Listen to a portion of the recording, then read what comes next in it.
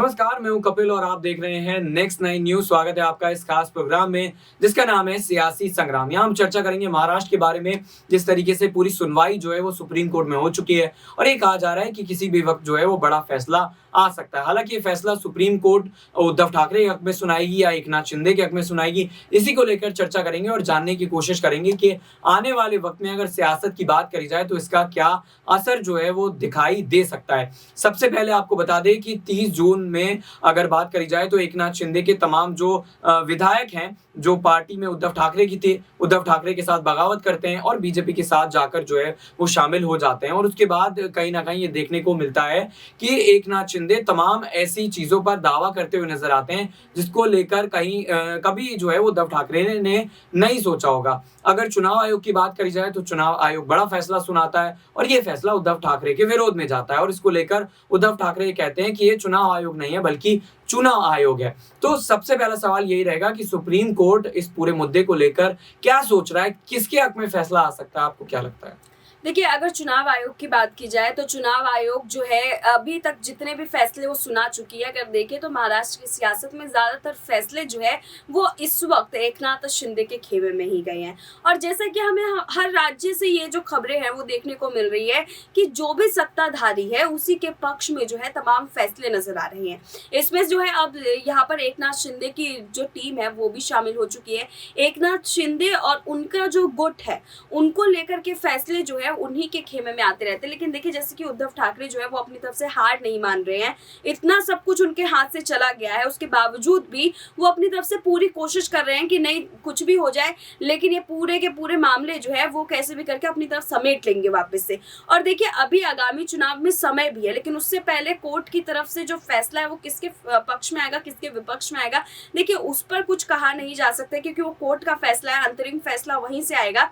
लेकिन जो कयास लगाए जा रहे हैं उस कयास के माध्यम से अगर हम देखें तो यहाँ पर एकनाथ शिंदे की एक बार फिर से बड़ी जीत होती हुई नजर आ रही है, क्योंकि पिछली बार जिस तरीके से रिपोर्ट सामने निकल करके आए थे उस रिपोर्ट को देख करके ये चीजें बिल्कुल जग जाहिर हो गई थी कि यहाँ पर जो है एकनाथ शिंदे की बड़ी जीत ही जो है वही देखी जाएगी। तो देखिए, ऐसे में हम ये मान सकते हैं कि यहाँ पर एक बार फिर से जो है महाराष्ट्र की सियासत में एकनाथ शिंदे ही अपने पलड़े को भारी करते हुए नजर आएंगे। बिल्कुल, एक सवाल ये भी बनता है कि सुप्रीम कोर्ट में जब पूरी सुनवाई चल रही थी तो इस दौरान जो है वो कोर्ट ने कहा कि आप अगर फ्लोर टेस्ट तक इंतजार कर लेते, थोड़ा संघर्ष कर लेते तो शायद जो है वो चीजें बदल सकती थी। तो क्या ये माना जाए कि उद्धव ठाकरे के हक में एक बड़ा फैसला आने की उम्मीद अभी बाकी है? क्योंकि विधायकों की अगर बात करी जाए तो तमाम ऐसे विधायक हैं जो अयोग्य करार दिए जा सकते हैं। तो इसको लेकर आपका क्या कहना है कि वाकई में अभी एकनाथ शिंदे पर ज्यादा जो है वो उम्मीद है? देखिए कपिल, अगर अयोग्य मामले को लेकर के अगर बात करें तो देखिए, अगर यहाँ पर विधायकों को अयोग्य ठहराना होता तो मुझे नहीं लगता इतना ज्यादा समय लगता। अगर ऐसा कुछ भी होना होता ना तो पहले हो चुका होता। लेकिन आज आप देखिए कि आज मंजर किस ओर जा रहा है। आज सीधे तौर पर देखा जाए तो एकनाथ शिंदे अपनी पूरी मजबूती के साथ अपनी टीम के साथ खड़े हैं। यहाँ तक कि उन्होंने वो शिवसेना की कमान उनसे छीन ली जिस शिवसेना की कमान पर जो है पारिवारिक हक उद्धव ठाकरे का बनता था, लेकिन बावजूद उसके अब वो नहीं है उनके पास। मातोश्री भी जो है धीरे धीरे खिसकता हुआ जा रहा है एकनाथ शिंदे की तरफ। तो आप ये कैसे कह सकते हैं कि अयोग्य जो है करार दिए जा सकते हैं? मुझे नहीं लगता कि अयोग्य करार दिए जा सकते। अगर ऐसा होता तो यहाँ पर उद्धव ठाकरे की जो कोशिश थी वो पहली वाले चुनाव आयोग के फैसले से पहले ही वो करा चुके होते। जब उनके हाथ से मुख्यमंत्री का पद जा रहा था वो उसी दौरान जो है वो इस पूरे मामले में यहाँ पर विधायक को अयोग्य ठहरा करके जो है पूरे मामले की कार्रवाई दोबारा से करवा लेते। आज मामला इसलिए उठाया जा रहा है क्योंकि आज मामला न उठाने के पीछे कोई कारण ही नहीं है, क्योंकि आज उनके पास कोई नया करने के लिए है ही नहीं। ऐसे में अगर जो यहाँ पर रुख बच गया है उस रुख के ऊपर अगर वो अपना जो है कदम बढ़ाएंगे तो शायद वो सोच रहे हैं कि एक बार फिर से चुनावी माहौल से पहले यहाँ पर कहीं ना कहीं अपने नाम को तो जिंदा रख ही पाएंगे, जनता तक अपने नाम को पहुंचाते रहेंगे। देखिए, हम तो संघर्ष कर रहे थे, बावजूद उसके हमारे हाथ में कुछ नहीं आया।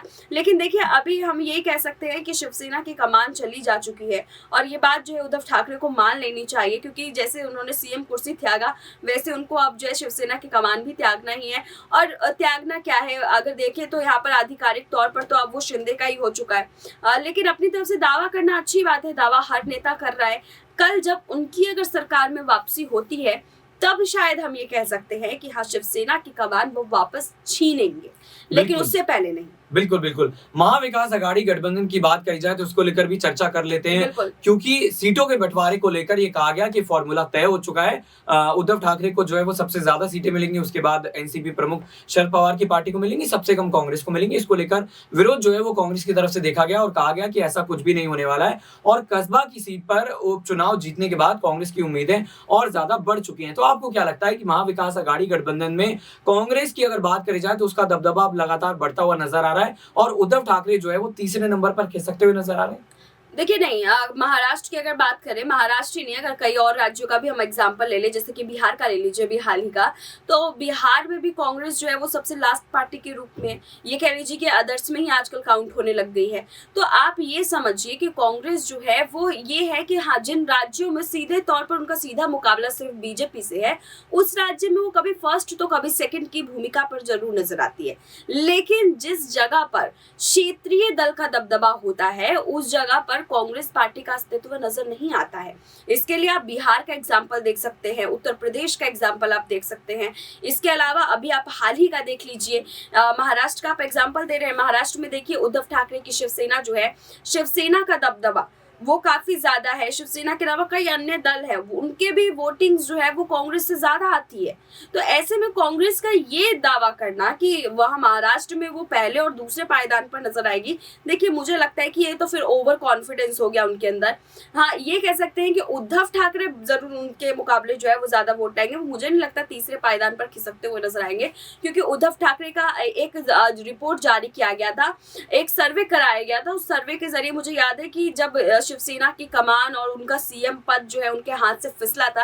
हालांकि अभी समीकरण बदल सकते हैं, लेकिन अगर मैं उस दौरान के समीकरण पर अगर नजर डालूं तो वहां पर जो हमारे रिपोर्टर्स थे उन्होंने जो सवाल जवाब किया था जनता के साथ में, जनता की तरफ से जो जवाब आए थे उसमें 89% जनता ऐसी थी जिन्होंने ये कहा था कि उद्धव ठाकरे की जीत होगी अगर अभी चुनाव हो जाते हैं तो देखिए, चुनावों में अगर सिर्फ और सिर्फ उद्धव ठाकरे के नाम से आजकल वोट मिलने लग गए हैं, उनको शिवसेना की जरूरत नहीं पड़ रही है सिर्फ अपने नाम के पीछे और आगे लगाने के लिए, तो देखिए मुझे लगता है कि वो ज्यादा बेहतर है अपने आप को आगे बढ़ाने के लिए। तो यहाँ पर उद्धव ठाकरे का दबदबा कम नहीं हुआ है।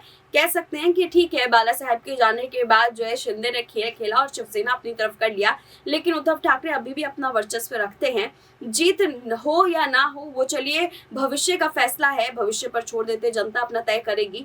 लेकिन अगर अभी के समीकरण को देखें तो उद्धव ठाकरे ने पूरी तरीके से अपना अस्तित्व नहीं खोया है।